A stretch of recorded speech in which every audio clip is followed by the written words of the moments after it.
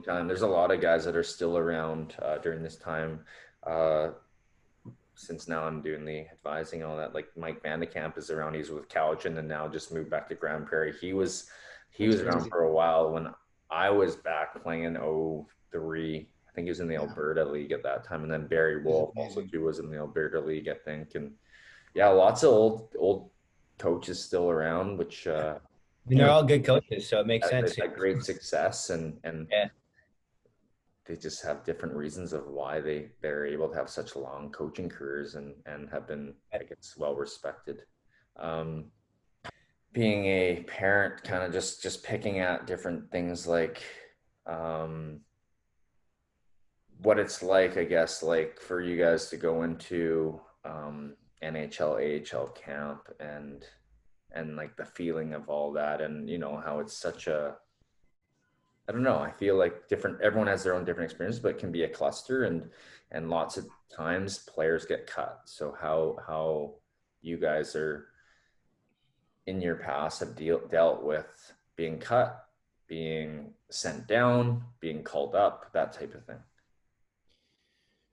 Oh, I mean, getting cut is like no matter if you know it's coming or not. Like I know, like going to Oilers camp the first like year out of Quinnipiac, it's we had a great camp. Like scored a couple goals in exhibition games. Like we were like, hey, this is great, and it's like you almost kind of think you're like, oh, I'm doing pretty good here. Like maybe I'm gonna keep it going here. Maybe step a little longer. And then it's like, nah, like you're just hey, you're going back down to the minors. Like, come on. And then same thing. Like we went down to Oklahoma City, played really well, and it's like God, like we definitely weren't expecting like the business side of pro hockey, and it's like, man, like I thought we were doing pretty well here. Like, how did we get sent to the East Coast? Like, and definitely a wake up call for us. But again, like we took it in stride and we're like, hey, like what can we do to get to the next level? And um, but man, getting cut, like no matter what, it is like it is just a crappy feeling to feel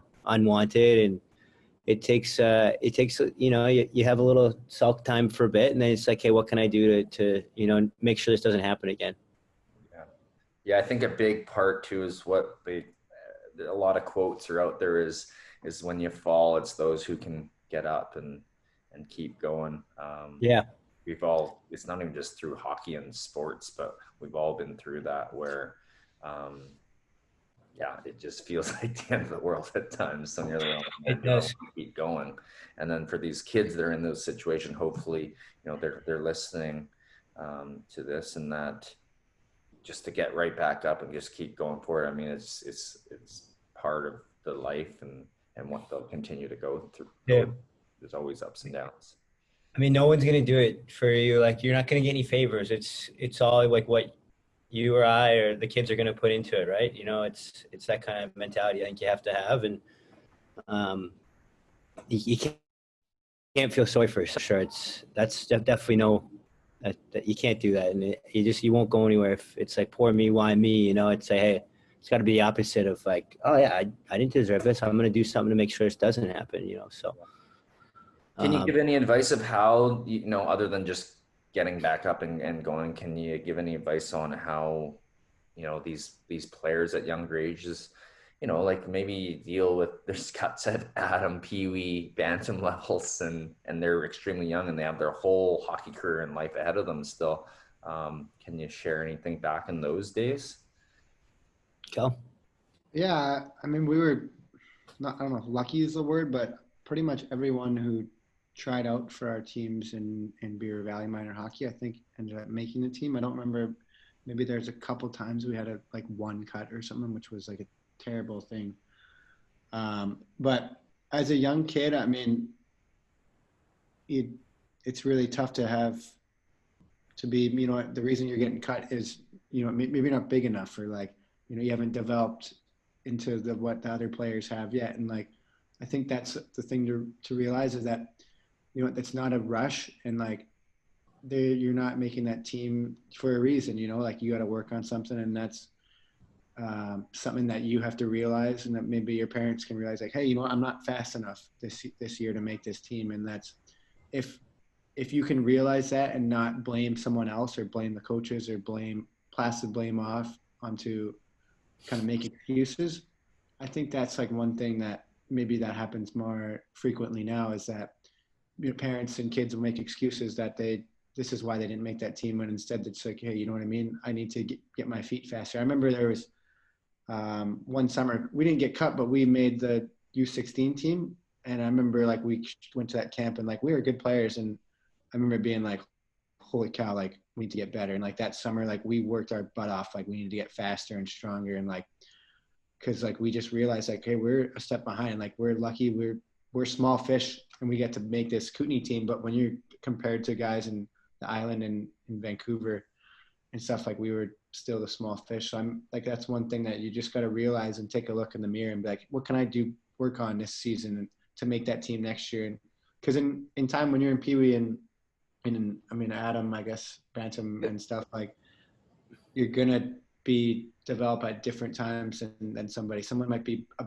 way better skater than you, but they're fully developed. You know what I mean? So that was, I think, something that kids can work on, is just be like, hey, you know, I'm going to work on my shot this year. I realize that my shot's not good enough, and I'm going to shoot this many pucks and stuff, and that's going to help me out for the next year. And that's, I think, something that, I don't know. Yeah.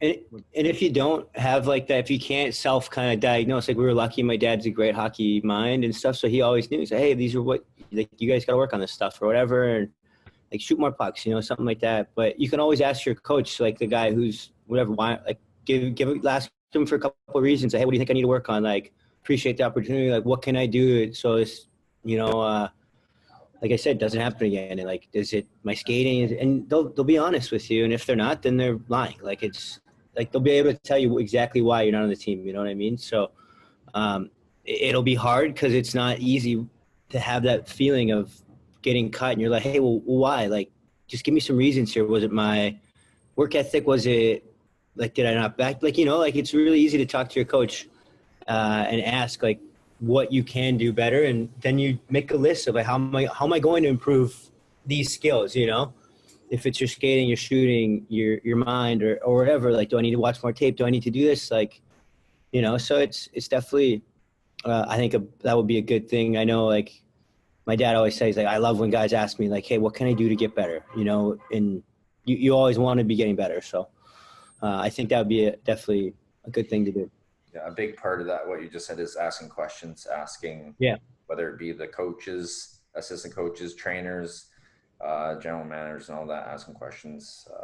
It's really important for them. I don't know if you have anything other stories to add of some, I guess, who's your favorite player to be around in the pros that you know had that, some of the followers may know, any top end guys that you've had cool interactions with?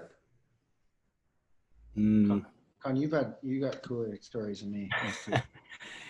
I think, you know, I mean, I'll just kind of like talk about when I got called up. Like, it was such a welcoming atmosphere, and so many, like, it's a really it's a nerve-wracking time. Like, obviously, like I felt like I was 18 getting called up. Like, it was just crazy. Like, I felt so young. And then, you know, like I remember Johnny Boychuck was like the first guy I saw. He's like, hey, how you doing? Like, so happy to have you. And I'm like, yeah. He's like, so excited to play. I'm like, dude, I'm so pumped. Like, he's like, well, don't worry. It's just like any other game. And then like 10 seconds later, he's like, I'm lying. It's your first game in the NHL. Like, this is huge. Just like I remember that, and just being so welcoming. Like, I'll always remember him for that. Like, just, you know, making me laugh, like, at a time where I was pretty nervous, obviously. And, Of course. And then, yeah, like that whole team, like Anders Lee, like just a leader again, like welcoming you. Like, you don't have to always do that, but it makes such a difference, I think, when you have a guy on your team that is welcoming to all the new players and stuff. Like, it just makes you feel comfortable. And I know those, I mean, everyone was especially welcoming, but it was, I don't have any other really great stories, but well, that's a really good one. But that's what it's like, what it can be like. As much as, you know, some of these kids can understand, when you get to the pros, it's a job, so it becomes your role. Yeah. So, and everyone's not just all friendly. It's very competitive. Exactly.